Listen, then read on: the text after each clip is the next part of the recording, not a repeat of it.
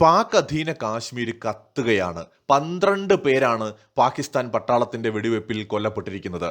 എന്താണ് സംഭവിച്ചുകൊണ്ടിരിക്കുന്നത്? പാകിസ്ഥാൻ ഭരണകൂടത്തിനെതിരായിട്ടുള്ള പ്രതിഷേധം പാക് അധീന കാശ്മീരിൽ കഴിഞ്ഞ കുറച്ച് ദിവസങ്ങളായിട്ട് ആളിക്കത്തുന്നുണ്ട്.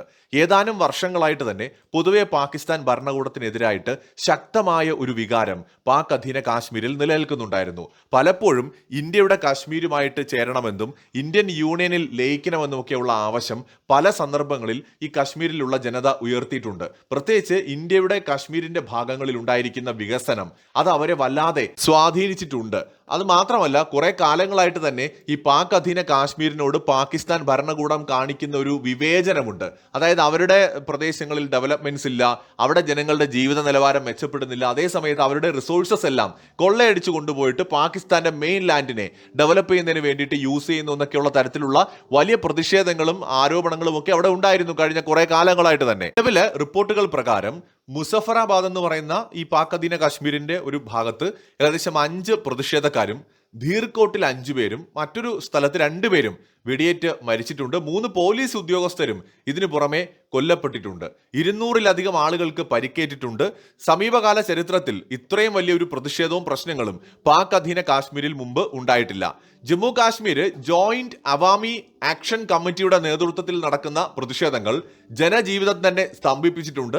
പാകിസ്ഥാനിൽ താമസിക്കുന്ന കശ്മീരി അഭയാർത്ഥികൾക്കായിട്ട് സംവരണം ചെയ്തിട്ടുള്ള പാക് അധീന കാശ്മീരിലെ 12 നിയമസഭാ സീറ്റുകൾ നിർത്തലാക്കണമെന്നതാണ് പ്രക്ഷോഭത്തിന്റെ പ്രധാന ആവശ്യം. സെപ്റ്റംബർ 29-ന് പ്രതിഷേധം ആരംഭിക്കുകയാണ് ഉണ്ടായത്. വിപണികളും കടകളും മറ്റ് വ്യാപാര സ്ഥാപനങ്ങളും എല്ലാം അടഞ്ഞു കിടക്കുകയാണ്. പ്രതിഷേധം തടയാൻ മൊബൈൽ, ഇന്റർനെറ്റ്, ലാൻഡ് ലൈൻ സേവനങ്ങളെല്ലാം ഇപ്പോൾ പാകിസ്ഥാൻ തടഞ്ഞിട്ടുണ്ട്. അതേസമയത്ത് യുണൈറ്റഡ് കാശ്മീർ പീപ്പിൾസ് നാഷണൽ പാർട്ടിയുടെ വക്താവായിട്ടുള്ള നാസിർ അസീസ് ഖാൻ വിഷയത്തിൽ അടിയന്തരമായിട്ട് ഇടപെടണമെന്ന് ഐക്യരാഷ്ട്ര സഭയോടും അന്താരാഷ്ട്ര സമൂഹത്തോടും ആവശ്യപ്പെട്ടിരിക്കുകയാണ്. ജനീവയിൽ നടന്ന UN മനുഷ്യാവകാശ കൗൺസിലിന്റെ 60ാം സെഷനിൽ സംസാരിക്കവേ പാക് അധീന കശ്മീരിൽ ഒരു മാനുഷിക പ്രതിസന്ധി ഉണ്ടാകുമെന്ന് ഖാൻ മുന്നറിയിപ്പ് നൽകുകയും അന്താരാഷ്ട്ര ഉടമ്പടികൾ പ്രകാരമുള്ള തങ്ങളുടെ കടമകളെക്കുറിച്ച് അംഗരാജ്യങ്ങളെ ഓർമ്മിപ്പിക്കുകയും ചെയ്തിട്ടുണ്ട്. കഴിഞ്ഞ വർഷം ഇന്ത്യയുടെ പ്രതിരോധ മന്ത്രി രാജ്നാഥ് സിംഗ് പറഞ്ഞത് ഒരു യുദ്ധമോ രക്തച്ചൊരിച്ചിലോ ഇല്ലാതെ തന്നെ പാക് അധീന കാശ്മീർ ഇന്ത്യയുടെ ഭാഗമായി മാറുമെന്നാണ്. നമുക്കറിയാമല്ലോ, നമുക്ക് പാക് അധീന കാശ്മീരിന്റെ നിയന്ത്രണം ഇല്ലാത്തത് കൊണ്ട് തന്നെ നമ്മുടെ സെൻട്രൽ ഏഷ്യൻ രാജ്യങ്ങളുമായിട്ടുള്ള വ്യാപാരം വളരെ തടസ്സം നേരിടുന്നുണ്ട്, വലിയ ബുദ്ധിമുട്ട് നേരിടുന്നുണ്ട്. അഫ്ഗാനിസ്ഥാനുമായിട്ടോ മറ്റ് സെൻട്രൽ ഏഷ്യൻ രാജ്യങ്ങളുമായിട്ടോ നമുക്ക് നേരിട്ട് യാതൊരു തരത്തിലുള്ള ഇടപാടുകളോ വ്യാപാരങ്ങളോ നടത്താൻ കഴിയുന്നില്ല. നമ്മൾ നേരത്തെ ഈ ഇറാനിൽ ഉണ്ടായിരുന്ന ചാമ്പഹാർ പോർട്ട് വഴിയാണ് അഫ്ഗാനിലേക്കും സെൻട്രൽ ഏഷ്യൻ രാജ്യങ്ങളിലേക്കും ഒക്കെയുള്ള ചരക്ക് നീക്കം നടത്തിക്കൊണ്ടിരുന്നത്. പാകിസ്ഥാനുമായിട്ട് നമ്മൾ പിണങ്ങിയതിനു ശേഷം പാകിസ്ഥാനിലൂടെയുള്ള ചരക്ക് നീക്കമൊക്കെ എന്നോ നിർത്തിയതാണ്.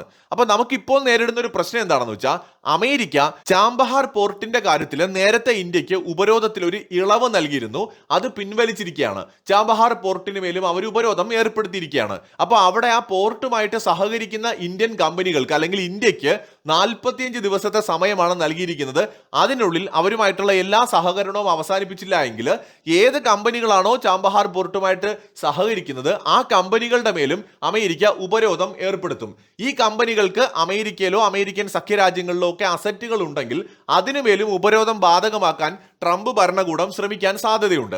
അപ്പൊ അതുകൊണ്ട് തന്നെ ഇങ്ങനെ വലിയൊരു പ്രതിസന്ധി നമ്മൾ നേരിടുന്നുണ്ട്.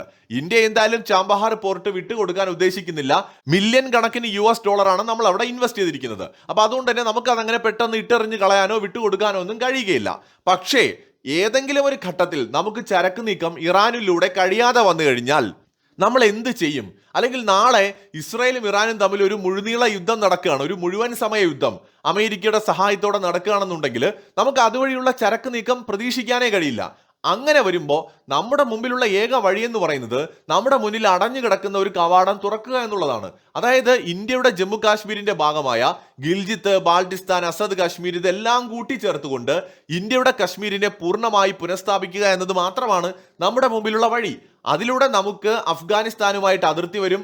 ആ അഫ്ഗാനിസ്ഥാനിലൂടെ താജിക്കിസ്ഥാനിലേക്കോ കിർഗിസ്ഥാനിലേക്കോ കസാക്കിസ്ഥാനിലേക്കോ റഷ്യയിലേക്കോ ഒക്കെ തന്നെ എളുപ്പത്തിൽ നമ്മുടെ ചരക്ക് നീക്കം നമുക്ക് സാധിക്കും. ഇത് എന്നും ഇന്ത്യയുടെ മുമ്പിലുള്ള ഒരു വലിയ വെല്ലുവിളിയാണ്. ഇപ്പോൾ അവിടെ ഉണ്ടായിരിക്കുന്ന ജനകീയ പ്രക്ഷോഭങ്ങൾ ഭാവിയിൽ കൂടുതൽ രൂക്ഷമായിട്ട് മാറുകയും ജനങ്ങൾ തന്നെ പാകിസ്ഥാനിൽ നിന്ന് മാറണമെന്ന ആവശ്യം ഉന്നയിക്കുകയും ഇന്ത്യൻ യൂണിയനിൽ ലയിക്കണമെന്നുള്ള ഒരു ആവശ്യവുമായിട്ട് മുന്നോട്ട് വരികയും ചെയ്താൽ സ്വാഭാവികമായ ഒരു മനുഷ്യാവകാശ പ്രശ്നം അവിടെ ഉടലെടുക്കും. ആ സന്ദർഭത്തിൽ ആഗോള തലത്തിലുള്ള ഇന്ത്യയുടെ സ്വാധീനത്തെ ഉപയോഗപ്പെടുത്തിക്കൊണ്ട് ഇന്ത്യക്ക് തീർച്ചയായിട്ടും പാകിസ്ഥാന് മേൽ പ്രഷർ ചെലുത്തിക്കൊണ്ട് രക്തച്ചൊരിച്ചിൽ ഇല്ലാതെ തന്നെ പാക് അധീന കാശ്മീരിനെ ഇന്ത്യയിൽ ലയിപ്പിക്കാൻ കഴിഞ്ഞാൽ അതൊരു പക്ഷേ ഇന്ത്യയുടെ ചരിത്രത്തിലെ ഏറ്റവും മികച്ചൊരു തീരുമാനമായിരിക്കും എന്നതിൽ ഒരു തർക്കവുമില്ല.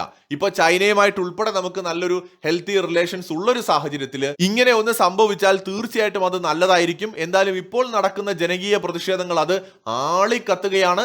നിരവധി ആളുകൾ കൊല്ലപ്പെട്ടിരിക്കുന്നു. 200, 300, 400 പേരൊക്കെ ഗുരുതരമായ പരിക്കുകൾ അവിടെ സംഭവിച്ചിരിക്കുകയാണ്, നേരിട്ടിരിക്കുകയാണ്. ജനങ്ങൾ അവിടെയുള്ള സൈന്യത്തിനെതിരെയും പോലീസ് സംവിധാനങ്ങൾക്കെതിരെയും പാകിസ്ഥാൻ ഭരണകൂടത്തിനെതിരെയും പൂർണ്ണമായും തിരിഞ്ഞിരിക്കുകയാണ്.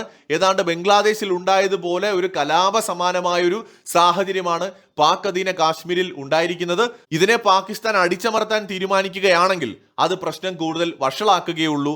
അതൊരു പക്ഷേ ഈ പാക് അധീന കാശ്മീർ പാകിസ്ഥാനിൽ നിന്ന് എന്നേക്കുമായി വേർപെട്ടു പോകാനും ഒരു പക്ഷേ ഇന്ത്യൻ യൂണിയനുമായി ചേരാനും ഒക്കെ കാരണമായേക്കും. മറ്റൊരു വീഡിയോയുമായി വീണ്ടും വരാം.